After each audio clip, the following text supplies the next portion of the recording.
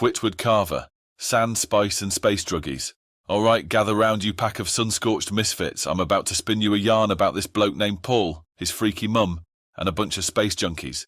Welcome to the blasted sands of Dune, the original sandbox from hell.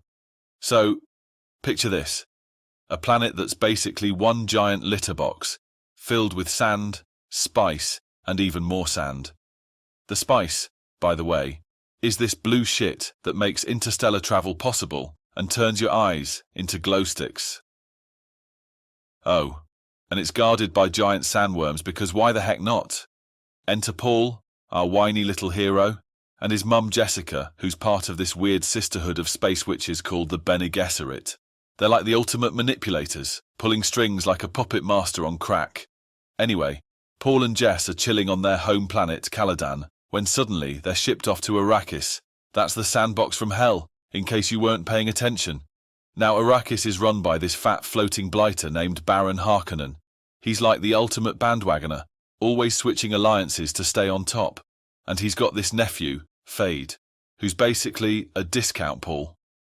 All the arrogance, none of the charm.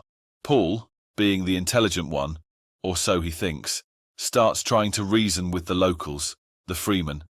They're these blue-eyed, sand-dwelling badasses who ride the worms like they're freaking ponies. Paul's like, yo, let's team up and take down the Baron. And the freemen are like, sure kid, but first you gotta ride the worm.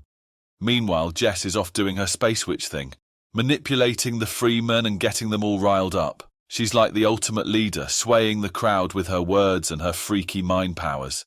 But here's where it gets dark.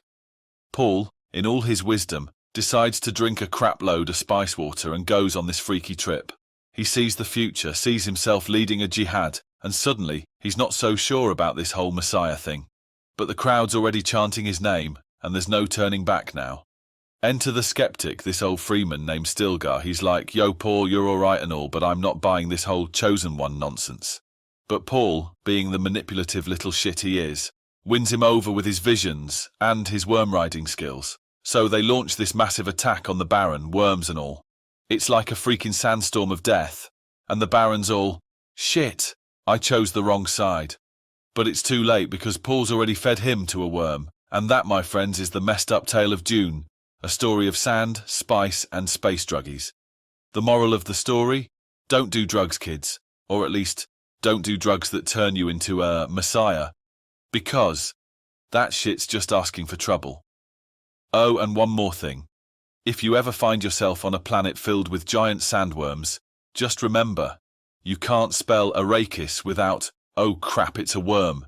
And there you have it, a dark, edgy, and hopefully hilarious retelling of Dune. Don't say I never gave you anything. Now, if you'll excuse me, I've got some sand to get out of my pants.